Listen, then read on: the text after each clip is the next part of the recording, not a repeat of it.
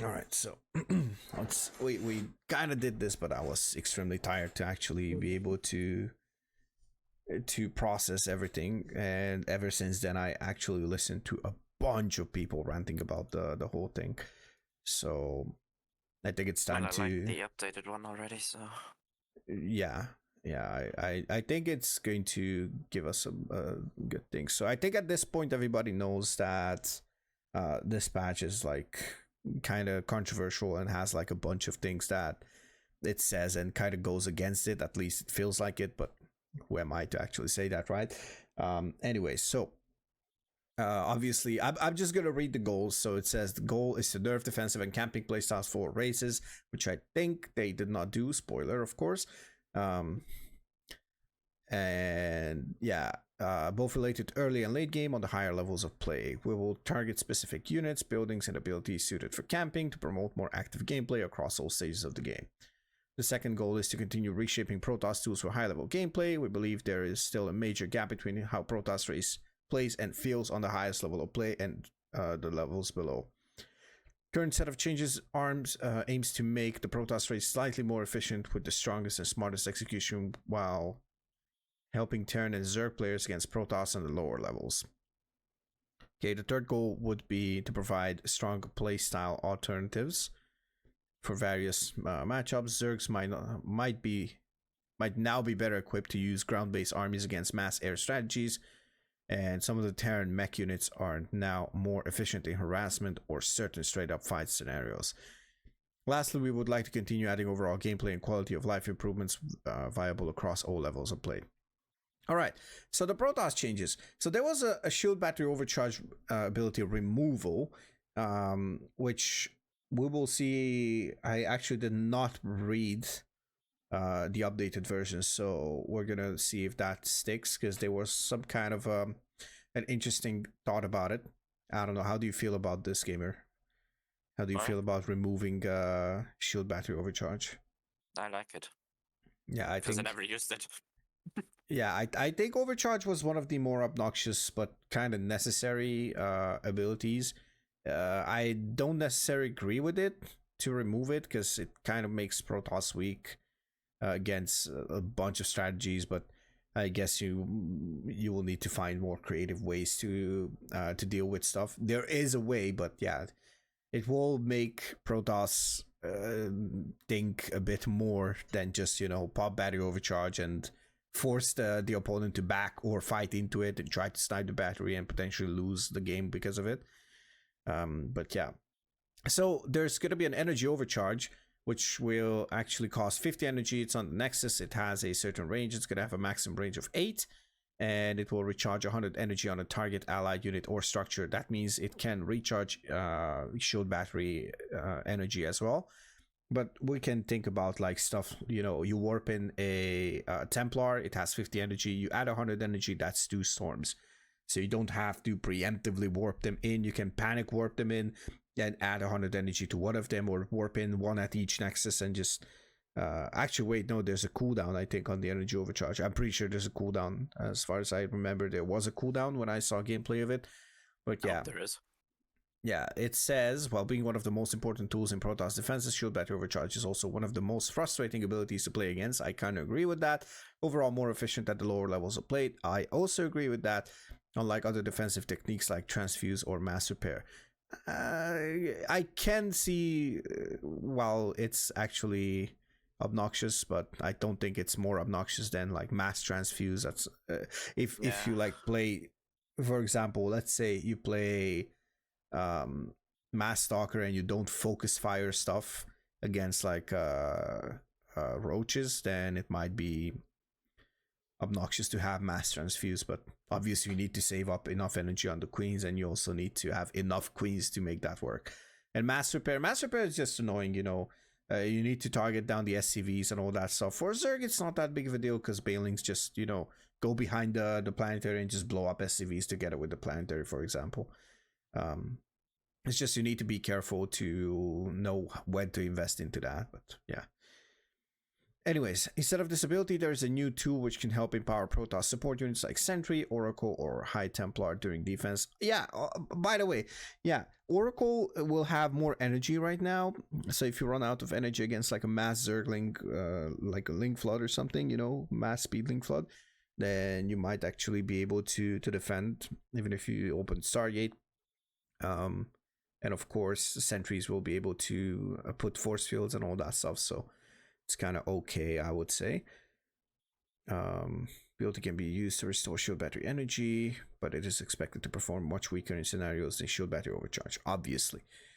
Okay, overall, I think it's nice that they are adding something like this, but I heard a lot of Protoss players complain about the shield battery overcharge removal, as it might just be a lot more difficult to deal with a lot of Terran pushes like one bases and stuff like that. And I kind of agree with that, because one base plays were already like super obnoxious. But I heard Pig actually talk about stuff like, oh yeah, but when you have that, when you have like one base, Protoss usually try to defend their natural and lose because of this.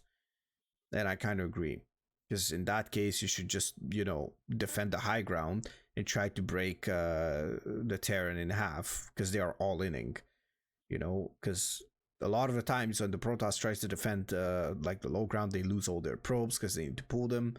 They might actually take a bad position in terms of the fight, all that stuff. So yeah, how do you feel about the energy overcharge like this on paper?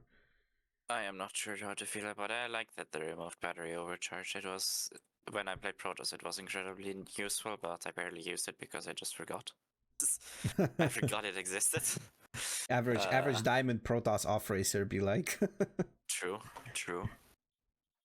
But in general, it's just a nice. I like the change. Yeah. I'm not sure about the energy overcharge. Yeah, I'm curious. On paper, I'm pretty sure it's gonna play out better in an actual game, but on paper it just sounds, I don't know, bad. The one thing I think it benefits, and hear me out on this one, I think it will incentivize players to use spellcasters more often. I hope so, because I barely use them myself. Yeah, everybody plays Mass Gateway or Mass Carrier at the lower level. I think, or Mass Void Rays, like either Air or like Mass Gateway, or like some as Protoss, I do use spellcasters, but not as Zerg, for example. Oh, that's not as Zerg. Yeah. Does it work on your allied units in team games? I think it does. I hope it does, because it would be actually insane. That would be hilarious. That would actually open up the team games as well. See, that's the thing. That's why we need to review this patch as well, because we are the casuals, you know. Nobody thinks about team games. But this actually sounds like an interesting thought. Like, I really wonder, does it work on it? Like, oh, I guess we'll have to see. Yeah, I hope so too. Because it says, I think it says allied unit or structure. So I think it has to work. All right, shield battery. Shield battery, so 50-50. Oh, Viper Rush, yeah. Zerg goes like mass spellcaster or something. Not mass spellcaster, but like you can just, you know, pop a Viper and be like, oh, I need energy like super fast, and you're like niche situations, or the Infestor, for example. You know, for Neuro or something. Like I could see that. Yeah, it's a bit situational, I think, in twos, but it may work out in your favor if you do it properly. Yeah, it would work out in like pre-made parties, that's for sure. Definitely. Okay, so shield and HP increase for the shield battery. That's just to compensate for a bit. So yeah, they said they will monitor the PTR games closely and see if there's any buffs required. This one is interesting. Okay. I personally don't think that the HP buff is bad. I like it. It's to compensate, I understand that. But I don't think they need to change it any more than they already did. Yeah, it remains to be seen if it's enough or if it's significant or not. Because honestly, you would just bile it down like, what's one more bile, right? So yeah, that's something that Zergs, for example, need to adjust, or like Terrans will focus fire it anyways. Usually they do. So I think like a 3 racks play off of 1 or 2 bases will still be able to just deal with the shield batteries with no issue. Especially if you take the fight as the Protoss is not prepared. Like we're talking diamond level, okay? So we're basically, we can only talk about like the diamond level because that's what we were exposed to. We only like cast and observe high level games, so that's pretty much it. Yeah. So we're the casual side of things. Okay, so Colossus. This one I like actually, because I always said the Colossus is like a glass cannon. You always need to like micro it back, try to protect it as much as possible. Like when I played Protoss, I usually try to pick it up with the prism just to protect it and just reposition it. Sometimes I reposition it onto the high ground and all that stuff. So this one will make it a bit tankier, and it will make it stronger against EMP because it's gonna be there's going to be like was it so shield and HP change from 150 shields and 200 HP to 100 shields and 250 HP. So it's gonna have more HP. It's gonna stack better with armor upgrades as well, just as it says in the developer comment as well, and make it stronger against EMP.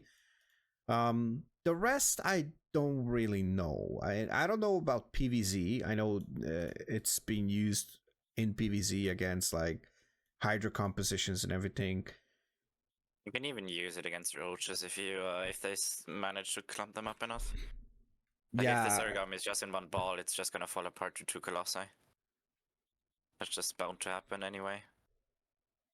Yeah, like super early ultra rushes when you still have Colossi, they're going to be like no chitinous, no +3 carapace, so they might actually be vulnerable to Colossus as well. So yeah, ultra versus Colossus is kind of rare, I would say, but it's like if you have like remaining Colossus from the mid game, then obviously you will not kill it just to, unless you need to like free up supply really badly.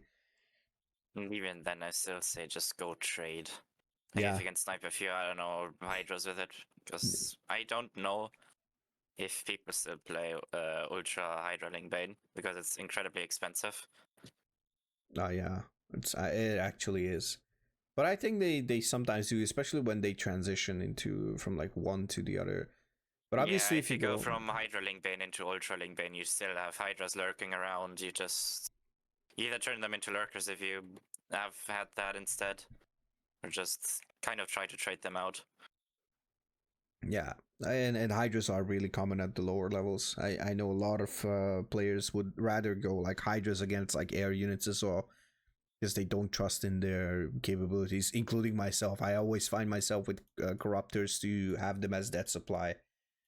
So yeah, and I also do the same when I see this go spire, and just as a reaction, to my air stuff, then I usually just go ground instantly and just see that they have like 20 corruptors, and have them as death supply. Okay, so yeah, I think there's not much to comment on it other than what we already said. Tempest supply cost decreased from 5 to 4. Honestly, I don't use Tempest enough. I'm pretty sure, and the lower levels don't use Tempest enough. There's some like Tempest strategies that are just for annoying the Zerg, like 5 Tempest one shot the Queen and stuff, and just like there's some maps where I remember, especially on Hecate, there was like a Tempest rush strategy that I played against quite a lot, because there was like relatively large dead space at the line third, so it was quite annoying to deal with it. But yeah, damage point decreased. As far as I understood, this is the moment from when it shoots and can transition into movement. So basically it can move faster after it's shot, so it's more microable, if I'm not mistaken. That is a good change. Yeah, I like that because the Tempest is so clunky, you can't micro it. There's been like if you Tempest shoot and the changes. Zerg just gets your, if he has corruptors, he just jumps his corruptors and all of your Tempests just kind of fall apart. Yeah, and Because they can't deal with it. They can't deal with mass corruptor. Yeah, and I think it's more like, they got like the Tempest movements. I think it was like movement speed and or like turn speed or something. There was some kind of a buff in the previous patch as well that made it more microable. And I think it was like a decrease in size as well, something like that. So it's nice to see the Tempest get some buff. Because it's always like the carrier and the Void Ray that we see, especially at the lower levels. It is a nice change. Although its attack range was decreased, so I'm not sure. I think the attack range is gonna be necessary when we see some of the other changes, but overall, I think there should not be that much of a nerf. As Pig said, it's like not just Pig, like a lot of Protoss players, and something that I also saw.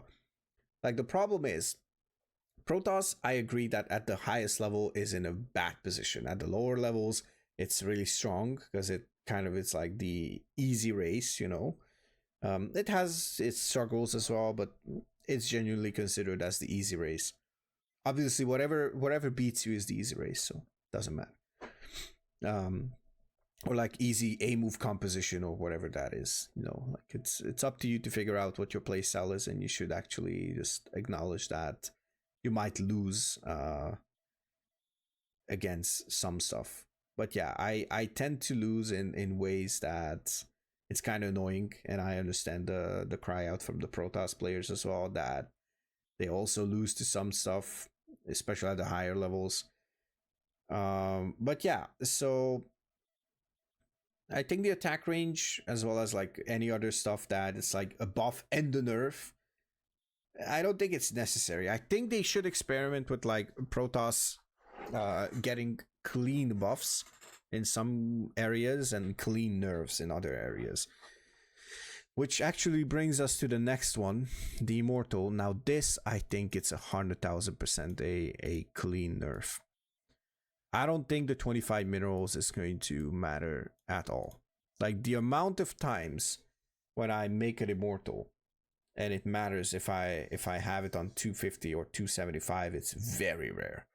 Like the 1 extra second to like get another 25 minerals or 2 seconds maybe, it's not that much. So it doesn't matter. Though, that it flows better with builds where you just open Immortal, even though that is fairly rare, because I only think you open with an Immortal if you see a Terran go 3 racks as an opener into 2-base Colossus. Yeah, you go like Immortal and you already make the Robo Bay, and as the Immortal finishes, you go instant Colossus, and you get the Immortal as like a meat shield basically.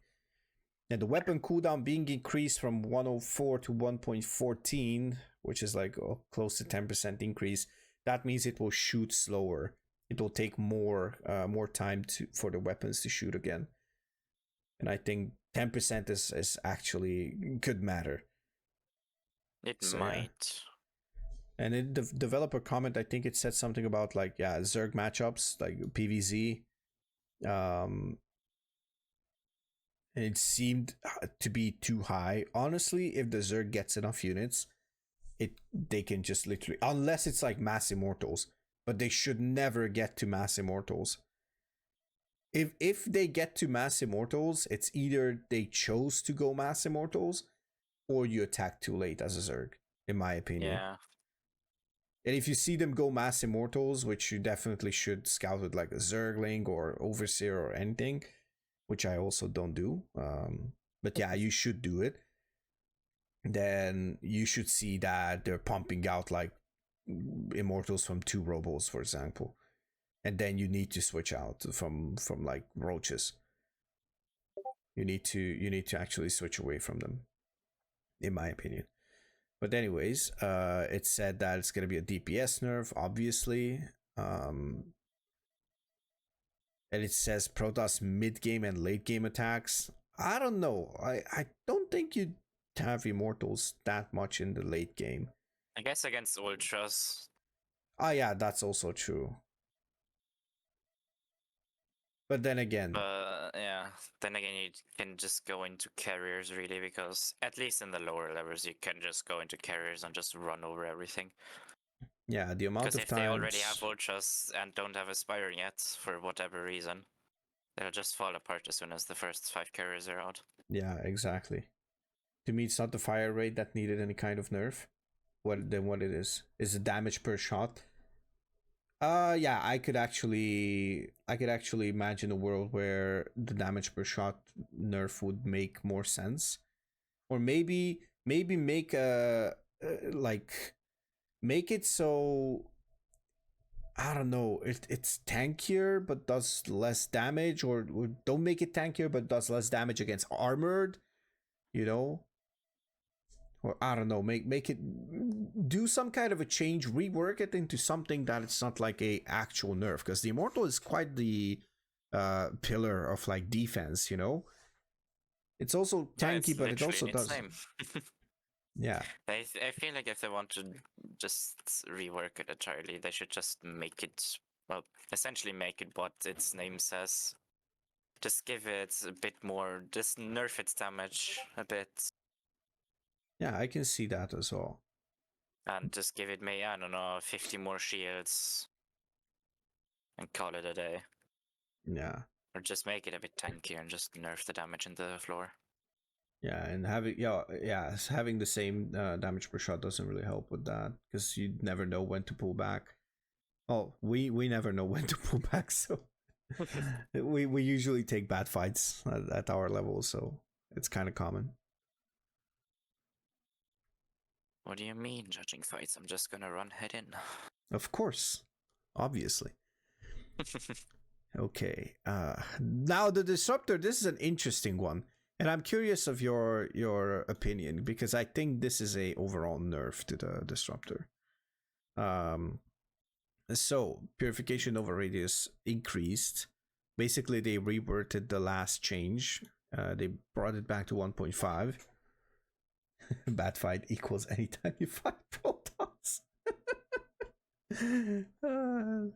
Samo seems a bit frustrated with protons, as we all do. Anyway, so purification over damage decreased from 145 plus 55 versus shields to 100 plus 100 versus shields. So it's a 45 damage nerf, which means it will not one-shot roaches, marauders. What else? Obviously, I think it will not one-shot. It will. So for Queens now, still get to live. Queens tend to Queens lived even before. Let me see. Yeah. Stalker SC2. Let me see. Probably because it's 200 damage on them. Yeah, 80 plus 80 shields. Because it will do 100 plus 100 damage to shields as well. Obviously. But yeah, immortals will. Do they get two? They get 2-shot, right? Immortals have, yeah, they have 300, so 2-shot. Archons get 2-shot again. Ultras, what about ultras? Ultralisk, it's 500. Wait, 500 HP. So in the rare case when you got the ultras against disruptors, for some reason they need 5 disruptor shots. That's amazing.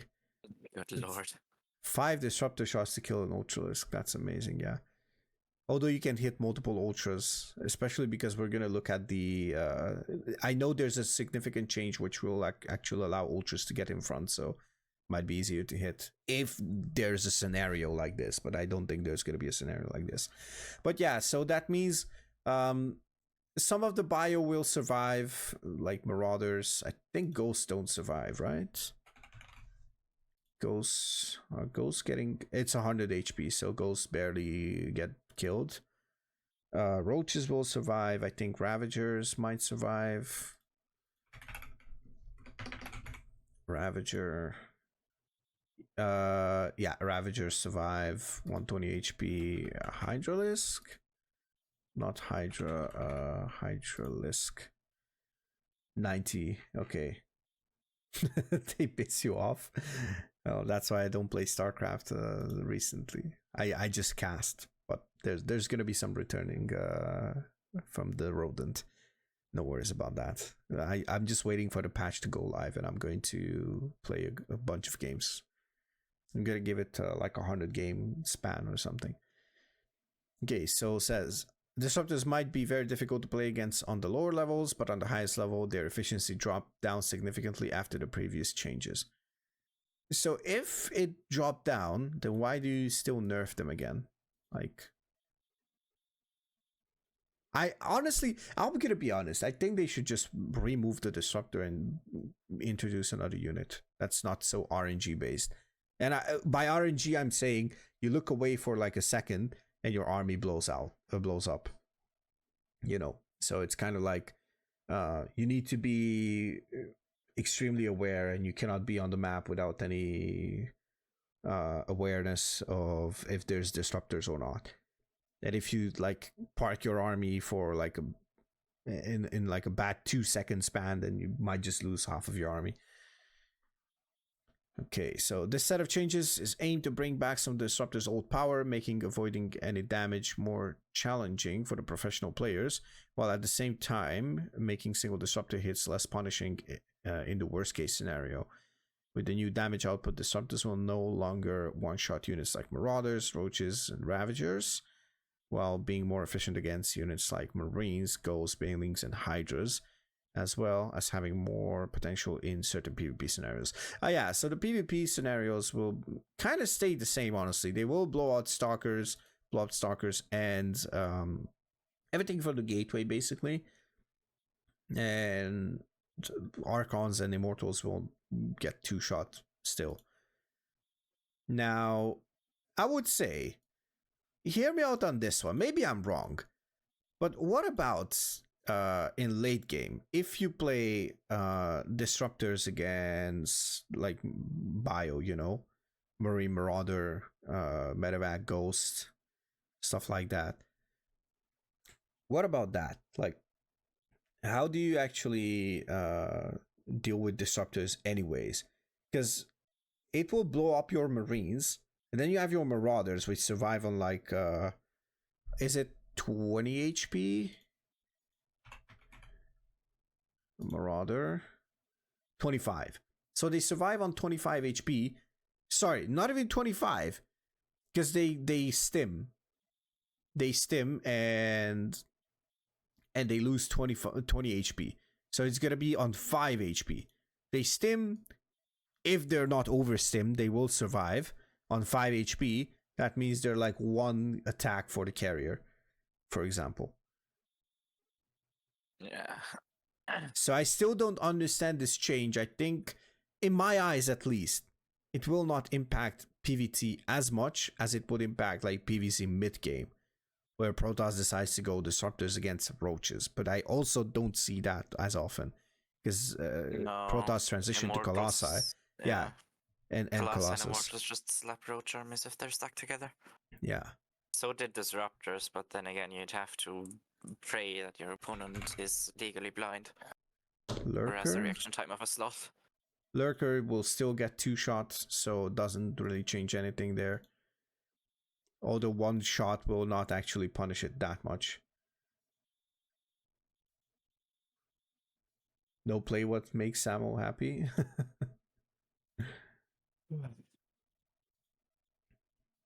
Also, hello, Tater. I'm getting all the usuals here now.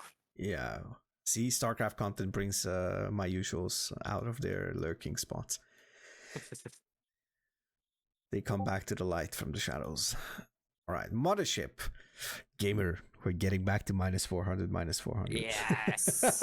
Yes! The meme lives on. It's back, baby.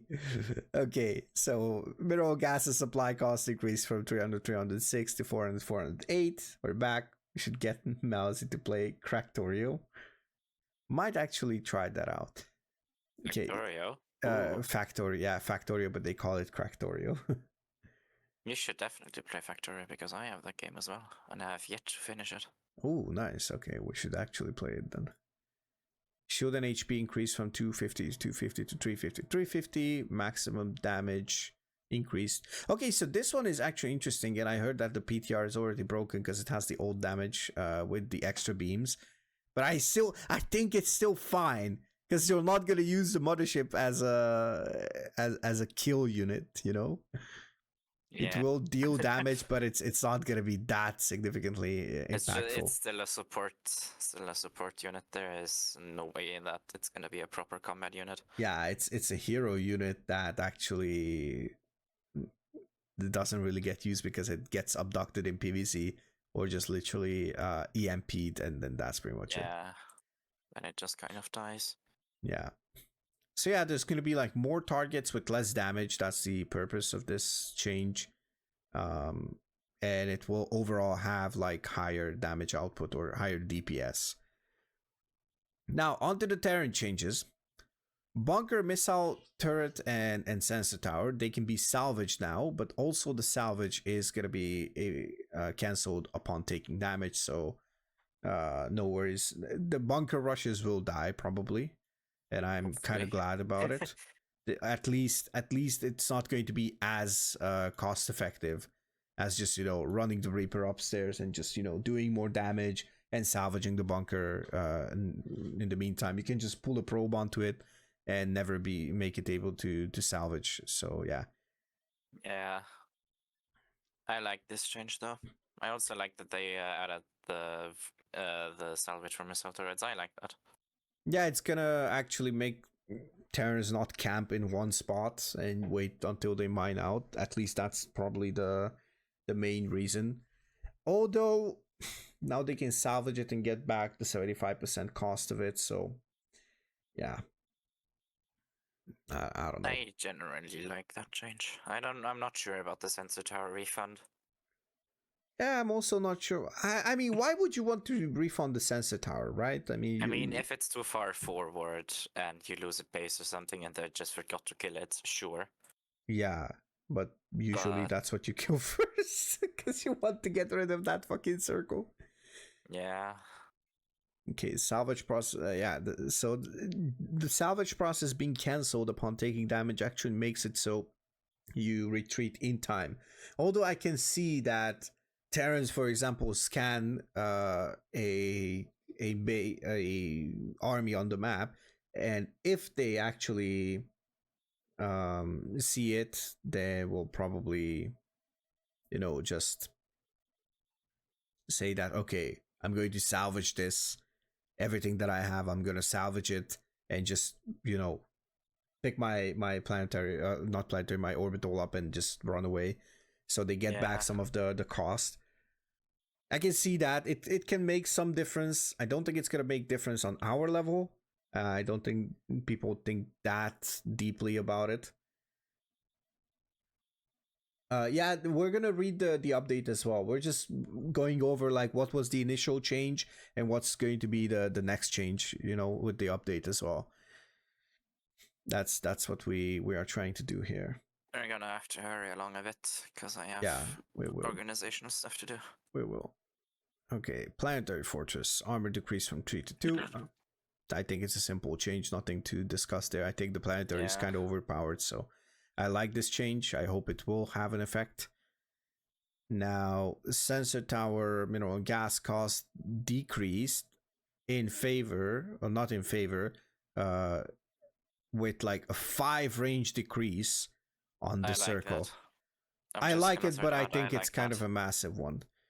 Yeah, the range decrease is definitely I'd call it almost drastic measures, but it is a nice change. Yeah, I'm curious if they kept it this much. Maybe I wouldn't have. Maybe I would have just decreased just a bit.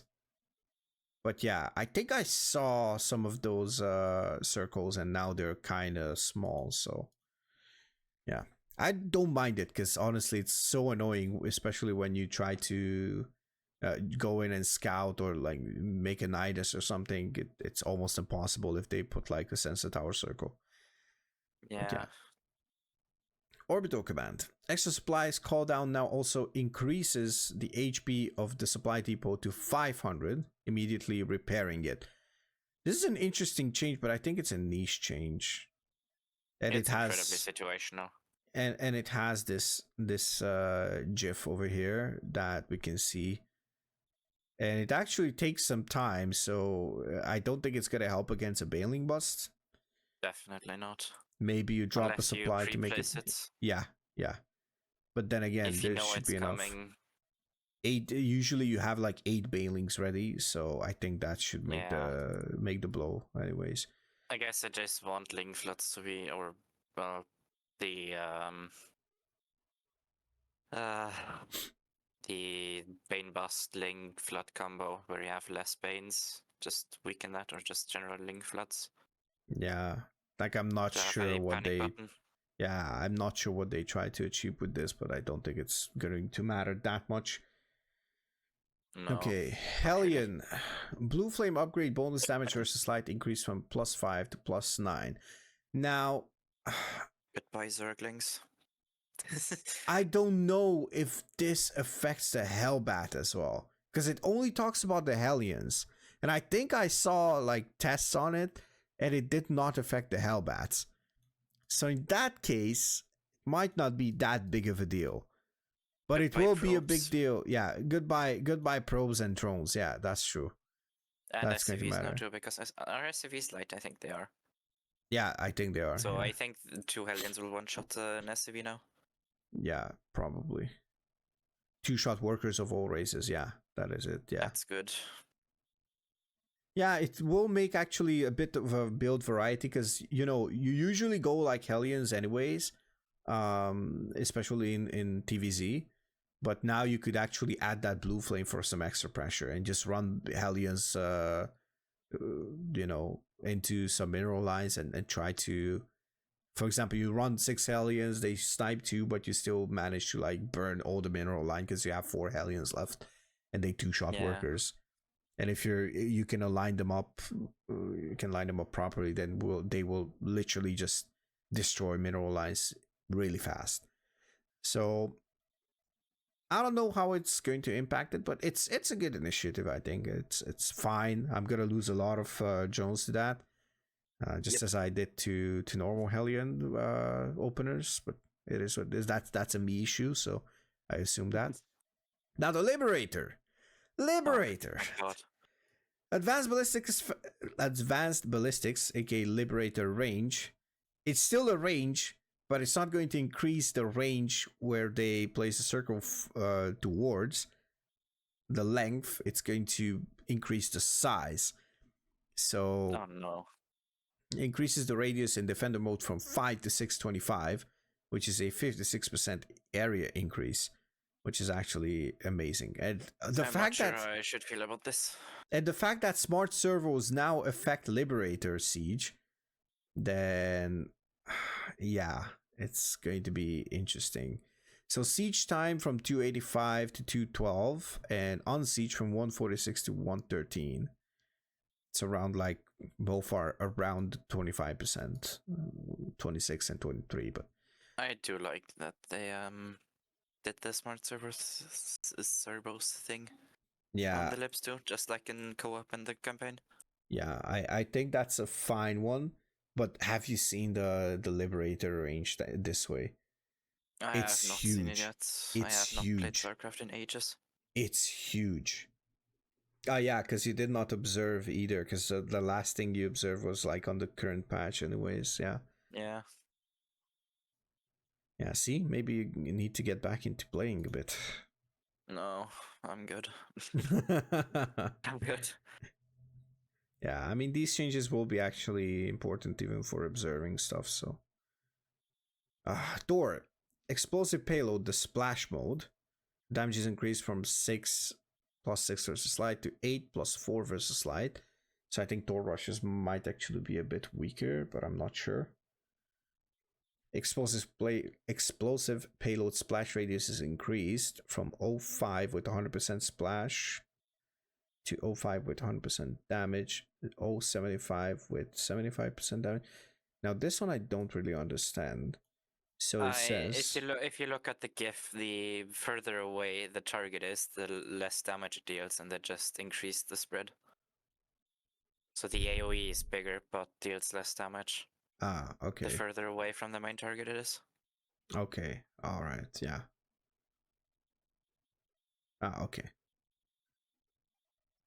And explosive payload attack range is decreased from 10 to 7. I So, also like that. Yeah, they add like a bit of a variety to the Thor, because I think the most times you see it is against like broodlords with the javelin, I think it's called, the single target, Yeah. massive single target damage mode.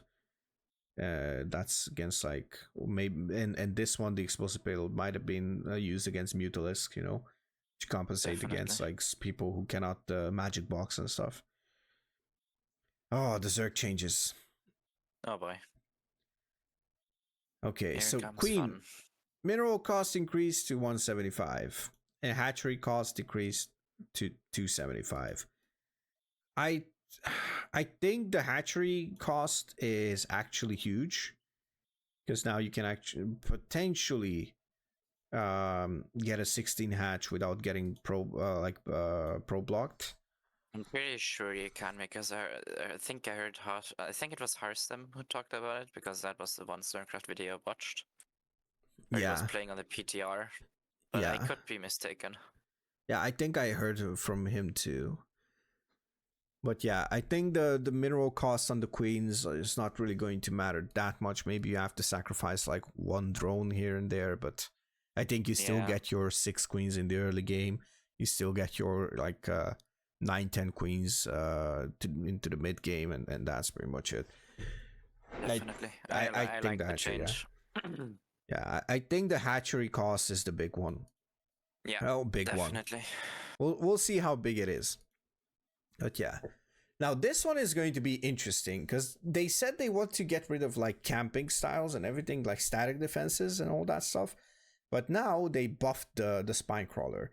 Hallelujah, maybe we get second colonies back after all. Yeah, like it's gonna be build time reduced by 4 seconds. That also going to make spine rushes Even better. I think it's gonna be a more of a buff to spine rushes, and it's gonna be like a flat 30 damage to everything. That's interesting. I like that as well. I feel like spines do like absolutely fucking nothing. Yeah, yeah, especially against like what's the Zergling HP? Is it like 35? Yeah, it's 35. So they still don't one shot Zerglings, but it will make them significantly weaker. What's the Yeah. queen damage? Just out of curiosity. Queens do 9 damage. Wait, that's air. No, it's 4 plus 1 times 2. What's plus 1? Trying to figure out what's plus 1. Because then it would make it 5. So 1 spine and 1 queen should one shot the Zergling. Which would make it easier against Link Floods, maybe? I think. 15, 14, 14 might be weaker. I'm trying to think like build specific buffs, nerfs. Spine rushes might be actually more powerful now. Oh no, definitely will be more powerful and faster. So yeah. Spore Crawler. Now this one is big actually, because the damage is increased from 15 to 20 and the HP is decreased, but think of it as in a ZVP perspective. The Oracle comes in, it will not target the spine, right? So let's see. Oracle, how much HP does it have? It has 100 HP. So that means instead of 15, it has like this will make it so 8 basically 8 spore shots will kill an Oracle. I have Before a it feeling was that like a Discord is lot more. dying. Is it? Yeah, if you send text messages, they just don't send. Oh, yikes. That's actually bad. But yeah. Yeah.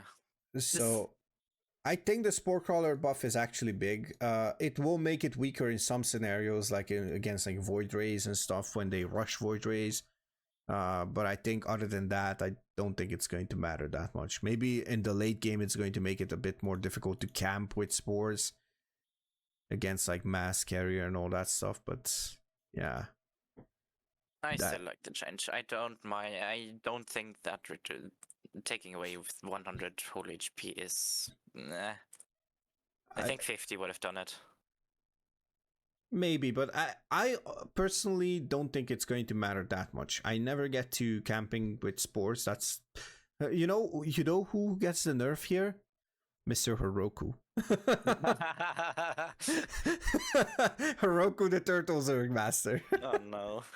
He's getting nerfed here specifically. So rip his M1 time.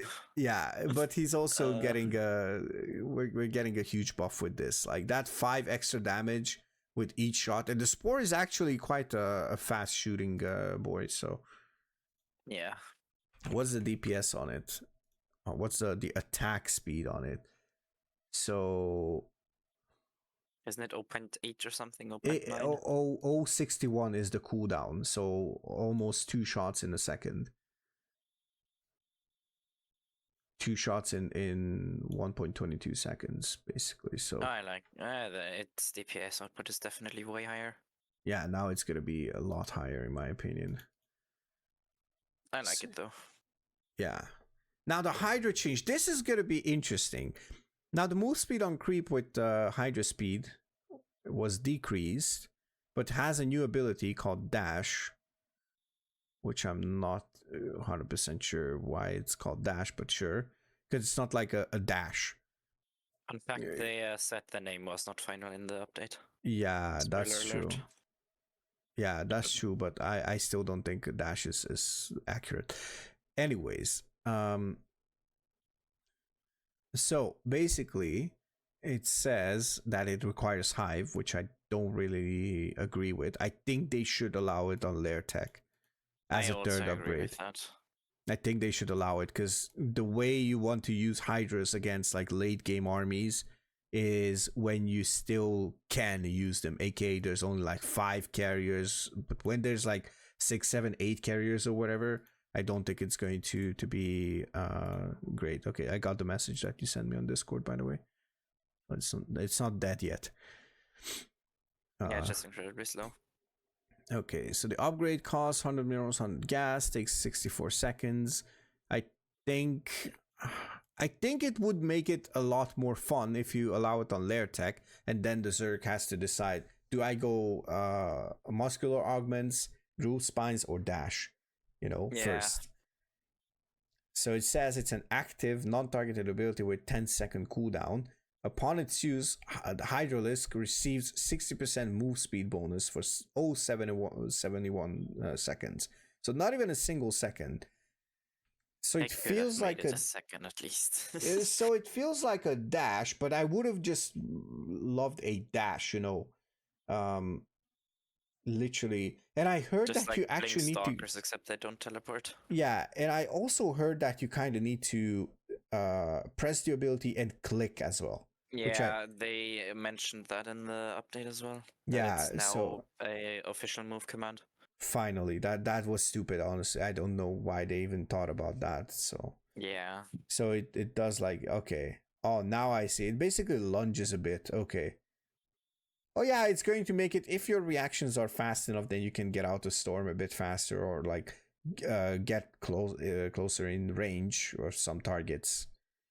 But other than that, I don't know, honestly.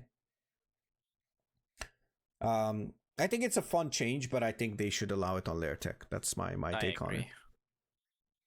Like, if I even get too high, if I don't think I would even use it, because by then I'd either have Corruptors out or just fall apart. Yeah, basically.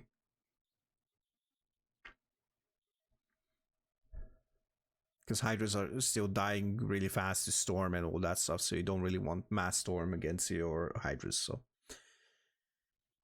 Yeah. Infestor. Microbial Shroud is now sticking to units, providing them with its effect for 3.6 seconds while off the shroud. I think this is an interesting change, but I never used microbial shroud. I think I used it a couple of times and felt no change when I fought carriers with hydras. Yeah, that's the only proper use of it, I feel like. Yeah, but I'm curious because somebody I think Artosis mentioned it, that microbial shroud was only like a bullseye of like, look, drop your AoE here, you know, basically, because that's what it was. Because you went out of the shroud and the effect was instantly over, so it was not worth it just moving out of the shroud. But yeah, this is actually going to make microing a bit more rewarding, because you also can micro out and just, you know, split against like storms and whatnot, or maybe disruptors if that's the case, but I don't think it is. They don't really use disruptors versus Zerg, I think. But yeah, I don't mind this change. I'm curious. I'll try to use microbial shroud a bit more, but I never get to use it because I always go corrupted against like mass air. Yeah. All right, ultras. Well, moving ultras is now able to push allied units. I think this is a good change because they always get stuck behind. They're like big fat boys and they got on a diet and everything, so it's nice. Broodlord HP increased. Broodling HP increased from 20 to 30. Weapon cooldown decreased. aka it shoots faster. Fixed a bug which prevented Broodlord from dealing full damage while shooting from the maximum distance. I have no idea how they actually find these bugs, but these are stupid. Imagine you play Broodlords because they say like, oh yeah, you need to play Broodlords against this, and you lose because of this bug. Just like when it was like the Baneling did double the damage when it was like halfway up on the ramp or something. It's super situational. Although I think the Broodlord thing is much more visible when it like fights something like doors and whatnot.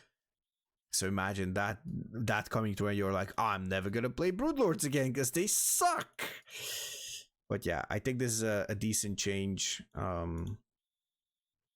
Compensates the Broodling nerfs that were in the previous patch, and also I think it's a good buff for the Broodlords. I think out of the late game tier 3s, the Broodlord is the weakest because it only targets ground. It moves slow, relatively slow. The attack is based on like another unit that can be cleared. So yeah, a lot of things can deal with it. Ghosts, doors, void rays. Hell, even phoenixes if you think about it. Carriers, obviously. Tempests. Even stalkers. Yeah. Even stalkers just blink underneath it and one shot it, and that's pretty much it. I would always take a stalker for a Broodlord, for like up to like 3 stalkers for a Broodlord. There's a lot of people. By the time you kill a Broodlord, the 3 stalkers die, you kill even more. Yeah. So yeah, I think so too. Even if they retreat, you can just sort of step in front and probably get most of them for your entire stalker army if you're really trying to trade out. Okay, and general changes. Orbital command scanner sweep visual now uses team color. Thank God for TVT observing. Sensor tower radar minimap visual now uses team color. This is stupid. I hope they addressed it in the update. I saw how it looks. You cannot see it on the minimap. It's stupid. Command center nexus hatch now auto rally to mineral fields. I never even noticed this because I think I always put down. No, I actually noticed it. Because I always do it as a reflex, you know, to just rally my nexus once it starts producing, like once it warped in and it's not even finished yet, or the hatchery or anything. So yeah, I think it's a nice change for new players. Definitely. Okay. Workers waiting for refinery extractor or simulated finish do not count as idle. That's a good change. Because I always find myself as, oh, why do I have like 3 idle workers? Oh wait, they're waiting on the gas to finish.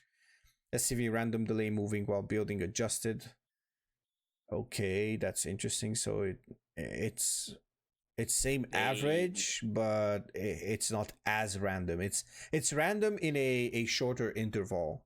Yeah, they move more often. Yeah, interesting. Wait, do they move often? They Well, I think they should, in move. theory. Wait, is this 4 like point- seconds? I'm guessing it's it should be seconds, so it's 4.64 and to 6.6, meaning they should move faster. So this They is should when move more often. this is the amount If where they my math move. doesn't deceive me. Wait, isn't this like? Well, it's the same average. Because the interval is smaller. Yeah, They but it should could do be it more often. 4.64 seconds or 6.07. I think they move more often because you kind of like remove the top end and the bottom end, so it brings it closer. It's more consistent, I would say. It's around the 5 point something, right? If I'm not mistaken. I didn't calculate the average. Out. Yeah. So you can actually calculate it a bit more consistently, I think, if you do something like that. So yeah. I think that's also something at the highest level, so I don't think that's going to impact that much. Added icon to command card for Infestor, Hellion, Hellbat, Liberator, showing unupgraded passive upgrades. I think that's a cool thing. It's nice to see some UI updates as well. Yeah. Siege Tank and Immortal tracking change from previous patch reverted due to causing unintentional retargeting. Okay, interesting. I didn't notice that. Fix an issue where Blinding Cloud caused certain melee unit attacks to be more easily cancelled. I didn't know that either. Fix an issue where fix an issue with issuing orders on certain types of rocks in fog. Interesting. I have no idea what that means, but I guess if they want to be unclear, they can be unclear. I never noticed that. Fixed an issue with Changeling Zealot move animation speed. Okay, I suppose it did not move with charge or something, or charge speed, and it was easily spotted or something. I don't know. Or maybe it was moving faster than needed. Tweaked Hydralisk move animation speed to match its actual movement speed. The art only.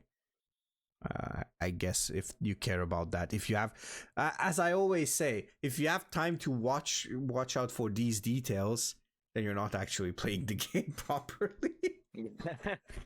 It's like something you notice like every blue moon, you know. Yeah. Once you watch it back on like 0.5 speed or something, and you're like, oh wait, I never noticed this, and you're like looking at it like, oh, it's kind of clunky, but you don't care about it because you never actually notice it when it's like normal speed, you know.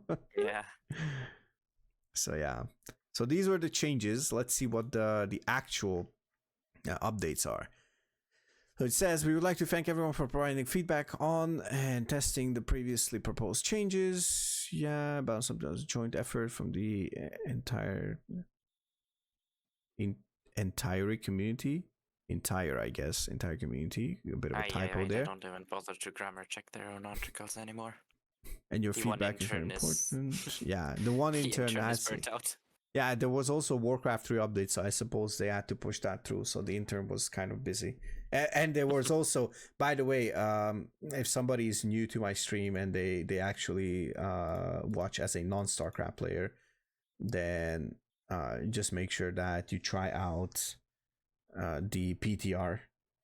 Not the PTR, sorry, I'm stupid. Not the PTR. Try out StarCraft on Game Pass.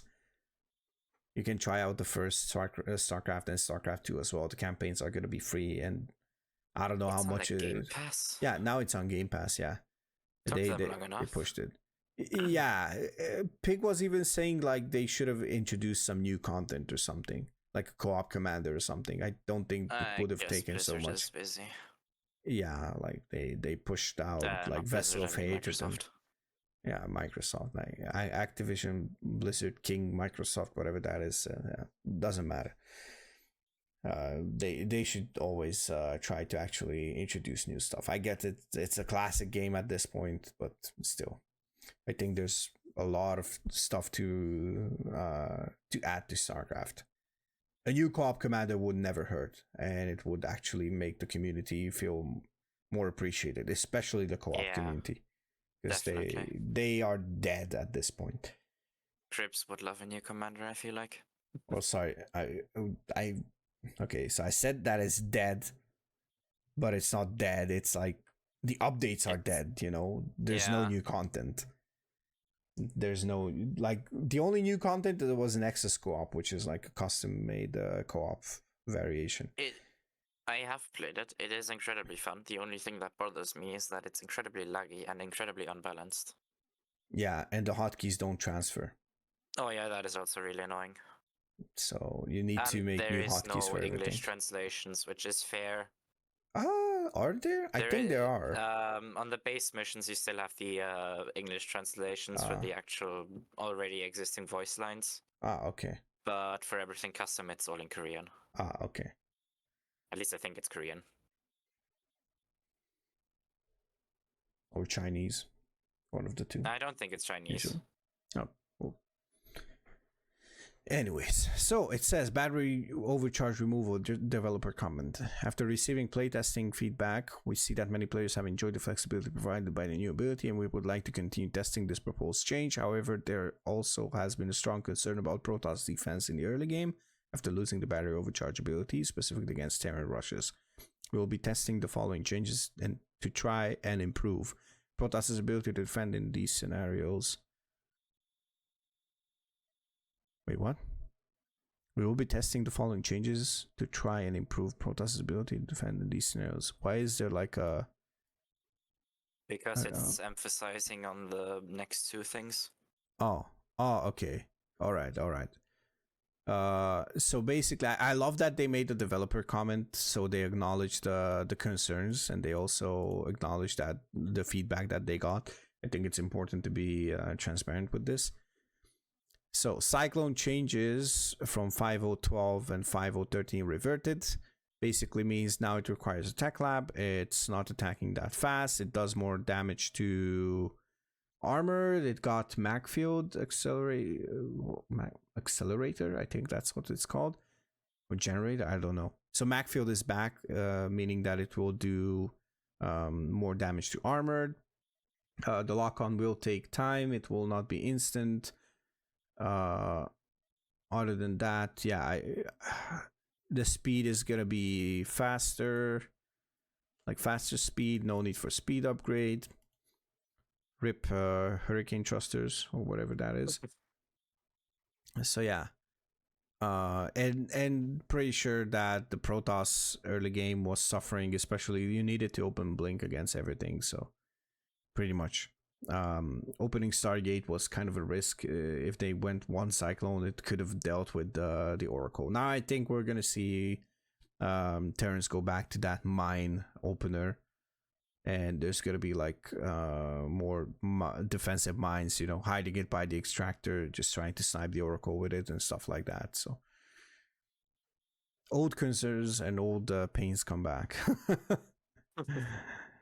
Okay, and the second thing is the Stalker. The train time reduced from 30 to 27 seconds. Now, let's be honest. This one doesn't just impact PvT. This will impact PvP a lot. Because we've seen a lot of Sentry openers, but this way, we might actually see 4 Stalker openers. Or more 4 gating, or 3 gating, or 3 gate robo or something. I'm kind of concerned about that. But yeah, we'll see how it goes. It says the Stalker build time changes added to help address builds such as Proxy 2 Barracks Marauder, which are very difficult to defend even with the battery overcharge ability. I agree. We think that this change will allow Protoss to more comfortably defend similar rush builds. We'll also closely monitor the consequences of these changes for aggressive Protoss builds. Yeah, that's also a thing, and it's not only in PvP. It can be in like all kinds of matchups where you go like proxy gateway, especially PvT and PvP. Also, I think I already talked about it, and I think the fact that Proxy 2 Rax Marauder is being defended with like the low ground nexus in mind. To defend the low ground nexus, at least that's what you're trying. I think that's also the incorrect way, because I think, as a lot of people mentioned it, you should probably give up the advantage. And I think Pig was pointing it out, because people were like, yeah, but Terra 1 base is stronger than Protoss 1 base. Yeah, but you have the buildings on the other side of the map. So if Terra wants to do something, they need to actually produce everything on the enemy side, or they need to fly it back. Like none of them is actually too optimal. So yeah, I'm kind of curious of this, but I like the change, honestly. I like the change that the Stalker gets some love. I hope they keep this in, because I want to see more diversity.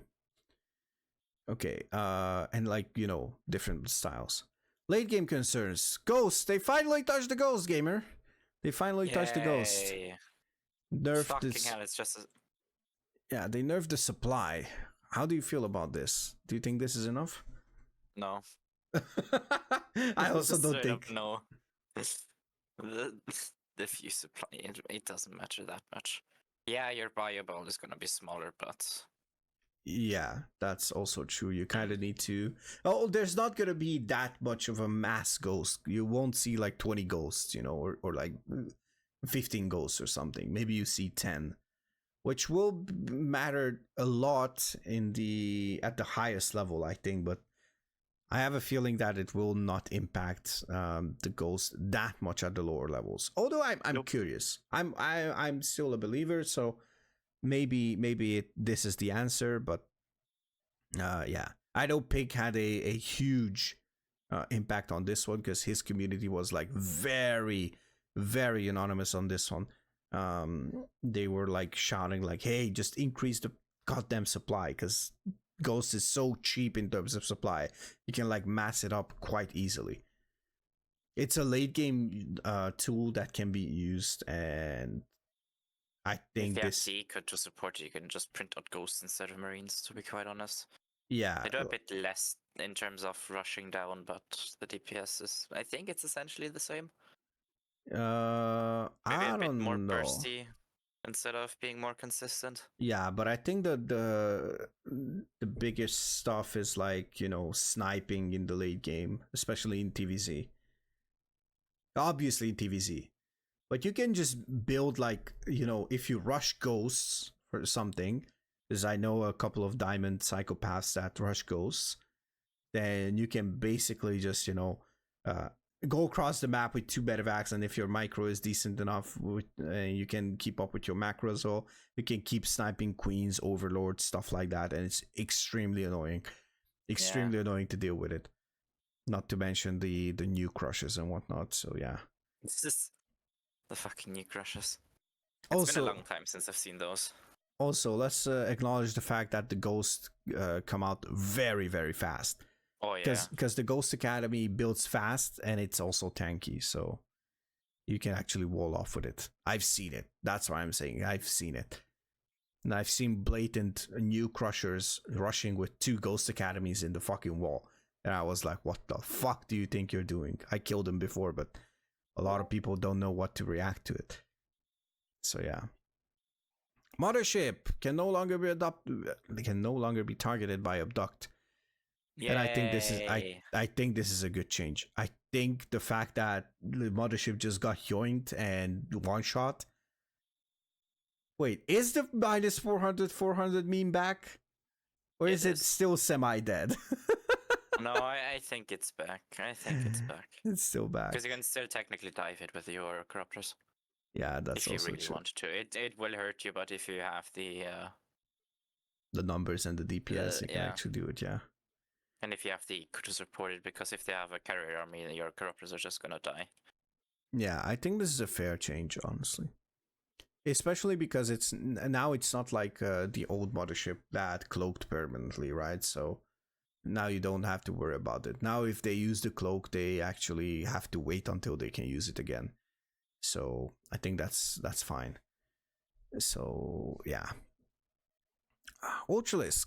Anabolic synthesis bonuses move speed reduced from 082 to 059. So a bit slower off creep with the ultra speed. I think that's the one where it only gives it to the off creep movement speed, right? Ultralisk.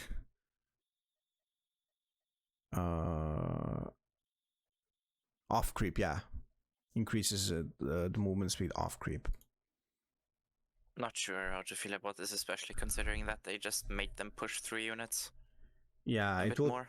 take more time to actually get to the targets. I think it's kind of a fair change considering that now they push units away and they need to actually get, you know, they could get closer faster. So I think that's a buff that we saw in the previous patch notes, and now they kind of, maybe they felt like the ultra is like a bit more obnoxious to deal with. So I can see a world where this is a fair change. I'm not sure how to feel about it. It says we would like to test a slight reduction in the move speed of ultras, bringing it down to the same move speed as Stim Marines Marauders. This is to try and make Terran players feel more comfortable moving out on the map in the late game, as well as balance out increases in strength from the push priority change. Yeah, exactly what we talked about. So, oh my god, now I see what happens here. Okay, we'll look at the thing. Anyways, I don't know how I feel about like ultras against like the bio. Like the bio is gonna be there anyways. You can pick them up and just run away, or there's gonna be ghosts that kind of snipe them anyways. So I don't know. Yeah. I feel like they should have kept the movement speed. Yeah, or don't reduce it that drastically. So maybe make them just a bit faster than Steam Marines, you know, just to be able to gap close a bit easier. Definitely. So they removed the Broodlord changes, and the one that we actually said it's kind of fair because it's the weakest, so maybe it was too obnoxious. I hope they still kept the bug fix. If they didn't, they probably did. No, I mean, yeah, probably they fixed the bug and left it as that. But yeah, Tempest damage point change removed, so it's not microable enough. But so now it's a straight up nerf to the Tempest. I don't know how much the supply decrease is a buff. I think the Tempest strength is in the range, so nerfing it from 14 to 13 is actually kind of a nerf in that moment when you actually remove that second buff in the damage point. And I'm glad that they removed the Liberator change. So yeah. Okay, it says we agree to feedback received that these changes could lead to more drawn out games, which this patch is trying to move away from, and these changes are no longer being tested. Okay, with Ghosts being weakened as well, we no longer believe that Broodlord changes are needed to adjust the level of its power. No, I think they still need to adjust the level, the Broodlord power level. I think the Broodlord needed a buff even with the Ghost nerf. Yeah. Because it still dies to like, what, 2 snipes or something. What's the Ghost steady targeting? 130 damage. Okay. And what's the Broodlord HP? So the Broodlord HP is 225. So it dies from 2 snipes. Still. So yeah. I think they still needed the buff. So I'm not sure why they removed this, but it is what it is. Okay, other changes. Hydralisk dash name is not finalized. Speed bonus increase from 60% to 100%. Huh? They just made the speed buff better. Like it gives more speed. It's now point targeted. Give the Hydralisk a move order to the target location. What? So it wasn't. It was like a stim, and now it's you click. So essentially, it's like. Oh blink. My god! No! Why? It's not a dash ability. It's not dashing forward. It's not targeting it towards something. You literally activate it to gain a movement speed bonus for less than a second. Doesn't make sense, in my opinion. Previously tested functionality was too hard to make use of for many players, So you'd like to make this adjustment to try and make the ability more functional and powerful. I need to test this. Honestly, I need to test this. I need to hop onto the PTR and test this. So if it's a click, if you need to click as well, then it's stupid, in my opinion. I think it's just stupid. Unless you click and it will dash towards the direction you clicked. Then I can see a way, but no, I think they should just make like a literal dash ability or something. I don't know, like a literal dash. That would make more sense.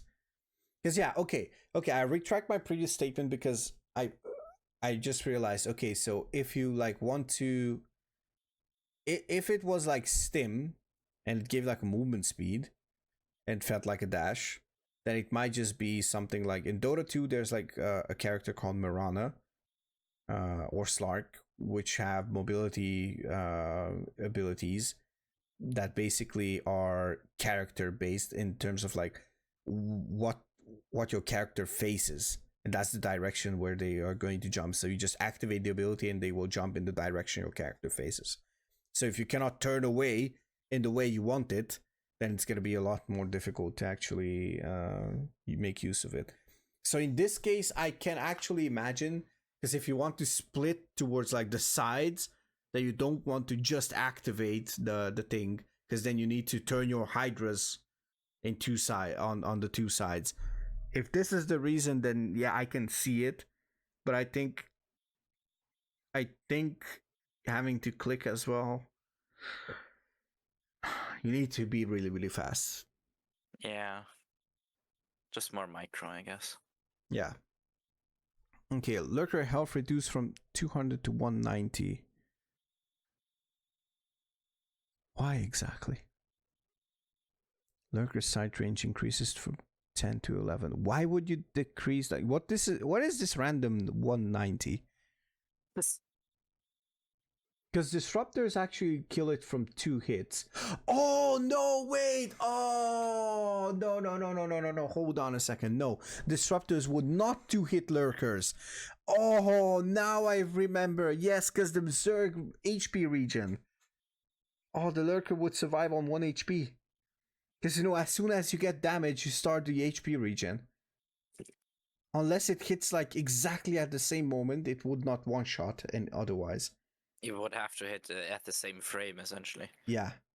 So, okay, now that makes sense. As you continue to test the disruptor, there we go, changes. We would like to reduce the lurker health to 190 so it will not survive 2 purification overhits. The sight range is also being increased to fix an issue caused by the lurker having identical attack and sight ranges, leading to its attack range having slight inconsistencies depending on angle. I like that. Interesting. Yeah, I like the sort of like the sight increase. I'm not sure about the change. I guess I need to be fair here. I need to be unbiased to actually see this. So I love my lurkers, but yeah, it would be kind of broken to survive 2 purification overshots. I also agree. Like, disruptors are already not too great. Yeah. They are great against siege units, but against everything else, they're just kind of can be used for zoning, I guess. But yeah, maybe against Zerg, it's like a kill, or was a kill unit, because it one-shot roaches. But also that's like against like specific stuff. It's really difficult to use it against Zerglings because they're so fast, especially on creep. So yeah, you would use it against like Hydra, Roach Ravager, Roach Hydra, Hydra Lurker, these kind of things. But essentially you don't really use disruptors against Zerg anymore. Okay, blue flame change removed. Wait, missile turret salvage change removed. Okay, so you can still salvage the sensor tower. We agree with feedback that this change would be counterproductive to making less drawn out defensive games. Yeah, because you get back the cost. The money. Yeah. We are continuing to test the addition of the salvage ability to sensor tower, as it should allow for more Interesting usage of the sensor tower in accordance with the other proposed sensor tower changes. So I guess we will see like really far ahead sensor towers in that case. Blue flame change removed. Spinecrawler changes removed. Okay. Finally, I think there was like too many spine rushes. We believe that Spinecrawler adjustment is a risky change as it would lead to proxy hatchery strategies in Zerg vs Protoss being significantly stronger. Oh yeah, Heroku buff. As well as increasing the strength of 12 pool plus drone rushes in Zerg vs Zerg. Exactly. With spines back to their old power and Zergs being less reliant on queens, we would like to also revert the blue flame change. As in the current state of balance, this might reduce Zerg's build order variety to only roach-based openings. Yeah, that's also true. Full update changelog. Okay, Protoss. Okay, Shield Battery stays. Colossus stays. Stalker. Train time reduced, so this is a new change. Tempest. Supply and no damage point reduction. Immortal stays, Disruptor change stays, Mothership change stays, Cyclone being reverted to 5011, Salvage only on, oh, Savage Timer is now visible to enemies, okay. Wait, wasn't it visible? I think it was visible to enemies before. I'm curious. Okay, so Salvage is only on Sensor Tower and Bunkers, and it's cancelled. Planetary Fortress armor reduced, that stays. Orbital Command change with the supply drop stays. Supply for the Ghost reduced from 2 to increase from 2 to 3. The Tor change stays. Zerg changes pretty much besides the Spinecrawler change stay. The Spore change stays, so this is still huge in my opinion. And you have the I still think this requiring Hive, the Hydralisk change, the new ability is whatever. Frenzy is like an okay name, but I think Ultras have the same name for their ability. Is it Ultralisk? Frenzied. It's Frenzied. Immune to snare, stun, mind control, and movement alerting effects. Altering, sorry, not alerting, altering. Okay. Any new changes? Yeah, I think that's pretty much it. Gamer, thank you so much for joining me for this patch note rundown and discussing it. It's good to have like a second opinion.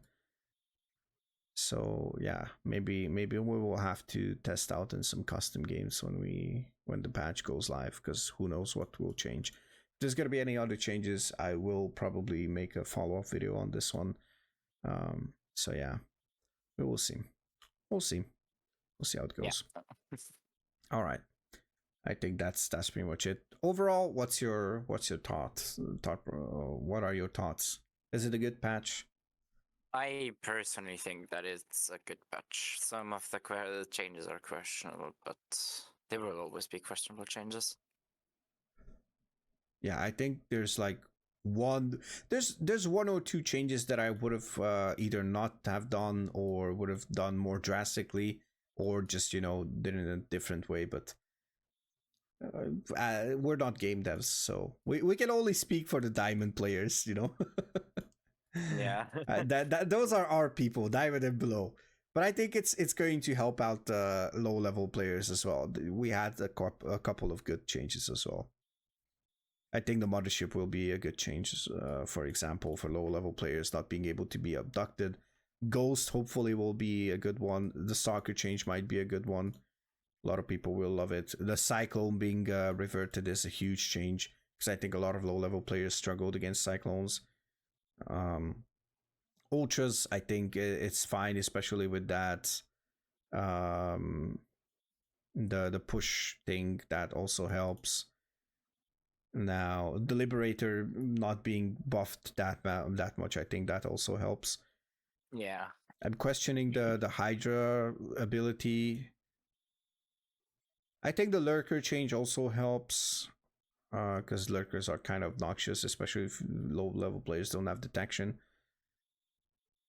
Spine crawler change not being introduced, I think that's also going to help out against, like, as I called it, spine rushes, and like anything that involves any kind of rush with spine crawlers would have been much more powerful.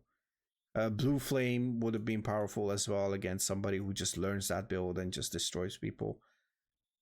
Battery overcharge being removed will definitely help low level players. I'm curious of the battery energy recharge. I think it's an interesting change. And I think Colossus will help with low level players. Definitely. Yeah, Disruptor is going to be an obnoxious unit still, so that's whatever. Looking forward to it. I'm glad that my good friend Robbie is still here. He's also a former StarCraft player. His point where he left StarCraft was around Diamond, and he played both Zerg and Protoss. And he said that the moment when he couldn't actually pay attention to the fights because he had to macro and micro that much was the time when it was not about fun, but it was more about like competition. And I can agree. Although it did not affect me, so I'm kind of used to it. I don't care about the fights. I would rather not have to look at it, but sometimes I just have to. And even if I look at it, it's not how they fight, but like when that one crucial spell drops, so I can split my units so I don't get hit. Oh, sensor tower change will help as well. I'm not sure about the Tor one, but I guess the splash being spread, it's an interesting change. I'm curious. The hatchery change will actually help.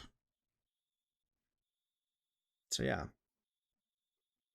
I think overall it's like, I would say a 7 out of 10 patch. I agree. I'm fairly happy with this one. With these changes, the first few changes did not convince me. I'm not saying I'm convinced that I'm like, burning to get back into StarCraft, but I say I'm going to give it a shot because these seem like changes that might actually, they seem small and they're not like game altering changes like, like new unit or something like that, or like 6 reworks or something, but still. The game is too beautiful not to enjoy the view. Yeah, that's also true. But there's like the campaign and there's the co-op that you have certain playstyles and stuff like that you can enjoy it with. So yeah, there's levels to it. There's levels to it for sure. But yeah, I think final thoughts.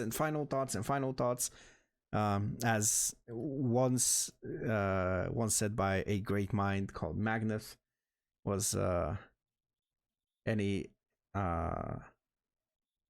like final words, any parting words, any zest words. That was the moment when Tim was like, "Bat him, just bat him." Anyways, I think that's gonna be it for this little patch rundown. Gamer, once again, thank you so much for doing this with me. It was a lot of fun. It was indeed fun, and so was the Phasmo gameplay. Yeah. Even though I am also on the verge of falling asleep. I understand that. All right, then I guess that's gonna be it.